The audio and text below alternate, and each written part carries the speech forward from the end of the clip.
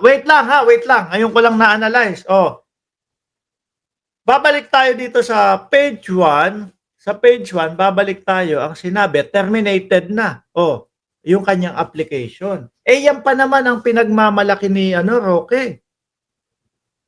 No? Hindi nila ako pwedeng hulihin dito kasi may nakafile akong asylum. Oh, dito sa Netherlands, kaya hindi nila ako pwedeng arestuhin. Eh, kaso terminated na. Ibig sabihin, uubra na at pwede na yung Interpol. Kasi wala na, terminated na yung application. Di ba? Naku po.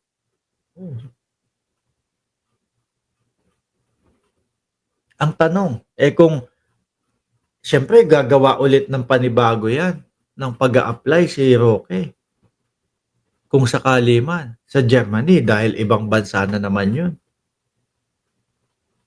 Di ba? Naku po.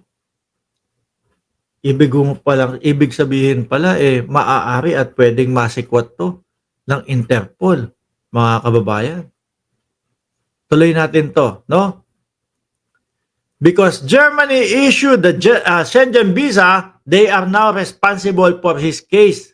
A Schengen visa allow non-EU citizen to visit the Schengen area, a group of 29 European countries for short stay up to 90 days. Ayan. These visas are primarily intended for tourism visas, business or visiting para pong B1, B2 ng Estados Unidos, mga kababayan.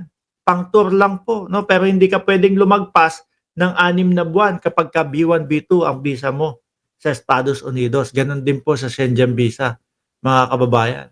On the other hand, the Dublin regulation is an agreement between EU member states that determine which country is responsible for considering an asylum application. It remains unclear if Roque, kung merong mga sumamang pulis, kung merong mga naghatid kay Roque to Germany by Dutch police as typically required when transferring responsibility under EU deportation rules. Vega said. So, wala na sa Netherlands si Roque, kung ganun. No? Base po dito sa pagkakaintindi natin, sinipa na papuntang Germany. Roque had maintained it in recent months that he could not be arrested while his asylum petition was under review. Kaso terminated na, Roque. Naku po, mga kababayan. Uy, kayo dyan sa comment section, huwag kayong tutulog-tulog. Baka mamayang gabi biglang sabi, eto na po, nakakuha na, naaresto na ng Interpol si Roque at iuuwi na po ng Pilipinas. Kasi terminated na eh. No, yung pinagmamalaki niyang asylum eh. Na ano na eh. Tas nasingitan yung oras na wala siyang aplikasyon ng asylum. Nasikwat siya. At tabayanan ko nga mamaya, no? Antabayanan ko mamaya yung channel, yung page ni Roque. Papanoorin ko kung nakakapag-live. Baka po pag nagla-live ulit, yung kumbaga AI, yung ano ba tawag doon, yung nasa likod, green screen yung nasa likod para hindi malaman kung nasaan siya ulit. Kasi sa Netherlands, nakakalabas-labas na, nagpapakita kung nasaan. Kasi nga, protektado nung application niya ng asylum. Ngayon, ang sabi dito is sabi? Wala na, terminated daw. Tas sinipa papunta ng Germany o ipinasa papunta ng Germany. Tingnan nyo nga, check nyo nga si PNP Chief Torre, si PNP Chief Nicolas Torre III. Kung ano ginagawa ngayon. Baka magpapaalam, mag-work muna po ako. Baka sabihin, work outside the country. Naku po.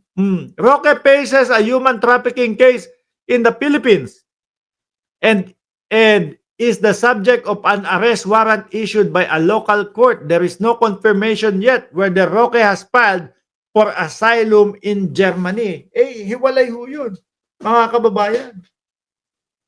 Separate po yun. Tingin ko naman, Nung si Roque, nung lumantad na ho, mga bossing, nung naalala nyo, dinala na po sa Netherlands si dating Pangulong Duterte. Hmm. Eh ano, baka nakapag-apply na si Roque nun, same day eh. Di po ba? O siguro mga ilang linggo, eto, may tsansa o may pagkakataon na ganyan nga, na masingitan si Roque nang walang naka-apply na application ng ano, ng asylum. Di po ba? Oh, yun yung pinagmamalaki niya, may asylum ako, may application ako ng asylum kaya hindi nila ako pwedeng arestuhin. Yan ang pagmamalaki ni Roque. Eto naman, yung eto si ano, si Nicholas Koopman naman. Oh, patuloy pa din kung ano-ano yung mga ginagawa at mga inuuna. Na, lalo na nandiyan na si Arlene Kayumanggi. Paa pa lang niyan, ulam na. 'Di ba Arlene? Oh, paa pa lang, ulam na. O, tanong niyo ho. Kanino namin itatanong, Arlene? Yung paa, ulam na. O, eto naman kay Koopman, kung ano-ano na naman ang inuuna. Meron daw ho, natatanggap kay Duterte, mga kababayan na bansa sa Asia para kupkupin si Duterte. Ibig sabihin no, mga bossing, hindi pa din sa Pilipinas kasi hindi naman ho ano eh. Ang yung baka sinasabi ng mga DDS, uuwi na si Tatay Digong kapag naaprubahan yung ipinasa ni Koopman.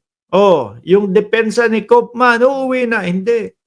Eh di ba nga umalis si Tatay Digong ninyo sa pagkakasapi sa International Criminal Court? O malabong iuwi diyan yan, no? May kukup-kup daw na bansa, na secret na bansa, mga bossing, no? Kay Duterte, yun yung request nila.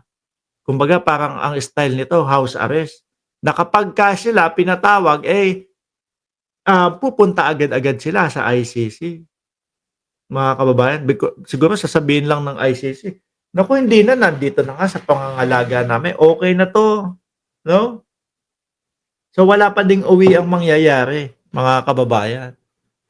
Tsaka eto, sabi ko nga eh, ang daming inuuna ni Koopman. Siguro gusto niya humaba ng humaba para tuloy-tuloy lang yung bayad. Sabi ni Shiro Kansaki, ililipat yun si Duterte sa ICC member na bansa.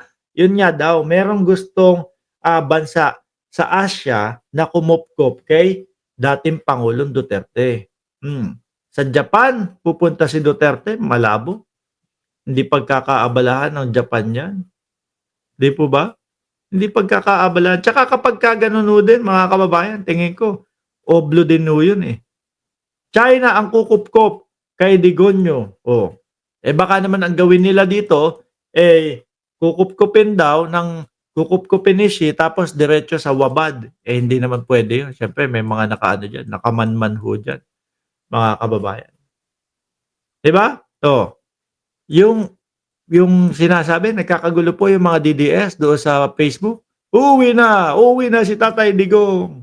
Walang pag-uwi na mangyayari dahil hindi naman po tayo sakop ng ICC. Hindi naman po tayo kasali sa ICC. Mga kababayan, at tingin ko po dito, wala din ito. Mababasura, iyakan na naman ho yan. Sabi ni Arlene Kayumanggi, yun ba inaasikaso ni Pulong maghanap ng mga bansa na pwedeng magkupkop kay Duterte? Magkano kaya inoffer ni Pulong? Hindi natin alam. Baka kung sakali mang may ganung mangyari, bilyon yun. Bansa yun eh, di ba? Baka ano yun. Siyempre, yung kaperahan natin. Oh, yung kaperahan natin, mga kababayan, ang equivalent ng pera natin, Philippine peso, sa US, ang sabihin na natin 50 na lang ha, para madali ang kwentahan. Oh, ang 1 billion US is 50 billion. Di ba? Ewan ko, si Arlene kung ano-ano tinatanong. No? Malaki offer. Pero wala ho. Tingin ko mababasura lang din ho ito, mga kababayan. Hindi din ho maano to, hindi din ho papayagan to. Ang dapat nilang pinopokusan na lang, yung ano, pumokus na lang ho sila doon sa mga depensa nila. Tsaka yung speedy trial. Parang napapansin ko kay Koopman, ang daming uunahin. Unahin natin na ipa-dismiss o ipatanggal yung mga judge. Oh, basura, 'di ba? Eh, professional kami dito. Sabi sa kanya, professional kami dito. Hindi uubra yung mga pa-bias-bias na judge dito kaya basura namin yung request ninyo. Kumbaga, humahaba ng humahaba. Siyempre, eh, ikaw na lawyer ang gusto mo humaba, tumagal kahit papaano, para kahit papaano pera. Oh, 'di ba, mga bossing? Hmm, ganyan lang 'yan. Hindi ko nga naririnig sa kanila, mga bossing, na ano, hindi ko nga naririnig sa kanila na nire-request po namin yung speedy trial kasi matanda na yung aming kliyente si Duterte, 'no? Kapagka naging hatol niyo dito, eh, 'pag naging ang hatol niyo dito, eh, palabasin na hindi siya guilty, paano na 'yun? Kung 8 years o 10 years ago, wala na, hindi niya na-enjoy kasi konti na lang tigok na ito.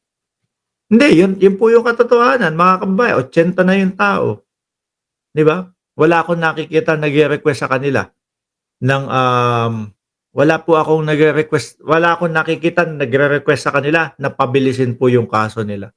Parang pabagal po sila, mga bossing. Anyway, Pagong Duterte papunta daw sa impyerno, can't not go out. Magpapaalam na ho ako, mga boss, Chief Amo, sir, 'no? Mamayang gabi ulit, naka-live tayo 8:00 ng gabi, um, oras ng Pilipinas. Muli po, maraming salamat. God bless po sa ating